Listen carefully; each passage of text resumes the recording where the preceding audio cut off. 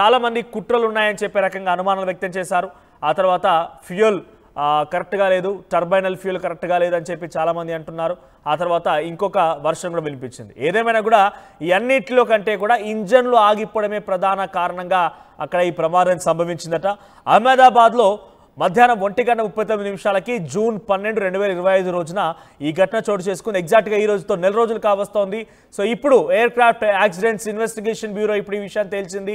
Air India విమానం AI-171 Boeing 787-8 dream liner విమానం take off అయినటువంటి ఢిల్లీ నుంచి అటు లండన్ వైపుగా వెళ్తోంది. ఢిల్లీ నుంచి అహ్మదాబాద్ చేరుకుని అహ్మదాబాద్ నుంచి మరోసారి టేక్ ఆఫ్ అయినటువంటి కొన్ని క్షణాల్లోనే అది కుప్పకూలిపోయింది. BJMC మెడికల్ కాలేజ్ హాస్టల్ పైన ఇది విమానం కుప్పకూలిపోయింది. సుమారుగా 270 మంది ఈ ఘటనలో మరణించారు. అయితే దీనికి గల ప్రధాన కారణం ఇంజన్ ఆగిపోవడమే, ఇంజన్ ఫెయిల్యూరే కారణం కనబడుతోంది. సో మొదట ఇంజన్ 1 ఆగిపోయింది, ఆ తర్వాత వెంటనే ఇంజన్ 2 కూడా ఆగిపోయింది. ఏం జరిగిందని చెప్పి వెంటనే కో పైలట్ని అడిగారు పైలట్ కూడా.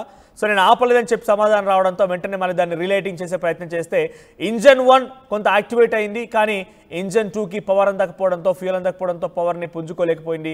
అందుకే ఈ విమానం లేచినట్టుగా అలా కుప్పకూలిపోయినట్టు తెలుస్తోంది.